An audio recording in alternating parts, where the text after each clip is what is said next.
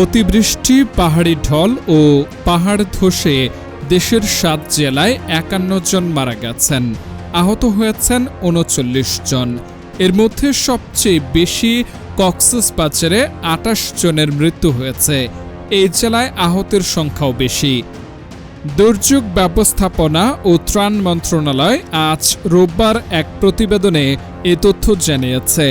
রোববার দুপুর ২টা পর্যন্ত পাওয়া তথ্যের ভিত্তিতে এই প্রতিবেদন তৈরি করেছে ত্রাণ মন্ত্রণালয়।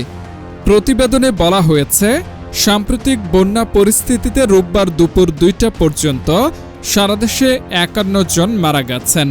আহত হয়েছেন ৩৯ জন।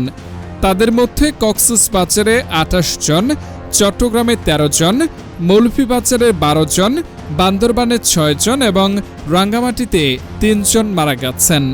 আহতদের মধ্যে কক্সবাজারে ২৪ জন, চট্টগ্রামের ১২ জন, বান্দরবানের ২ জন এবং খাগড়াছড়ির ১ জন রয়েছেন। মন্ত্রণালয় বলছে, খাগড়াছড়ি, রাঙ্গামাটি, বান্দরবান, কক্সবাজার, চট্টগ্রাম, মৌলভীবাজার ও হবিগঞ্জ জেলা বন্যায় আক্রান্ত হয়েছে। এই ৭ জেলায় গতকাল দুপুর ২টা পর্যন্ত ২,৮৫,০০,০০০ টাকা এবং ৫,৭০০ মেট্রিক টন চাল বরাদ্দ দেওয়া হয়েছে। প্রতিবেদনের তথ্য অনুযায়ী দেশের ৫৯ উপজেলার ৩৬৮টি ইউনিয়ন ও ১২টি পৌরসভা বন্যায় প্লাবিত হয়েছে। বন্যায় ক্ষতিগ্রস্তদের জন্য ১,০৪৯টি আশ্রয় কেন্দ্র খোলা হয়েছে।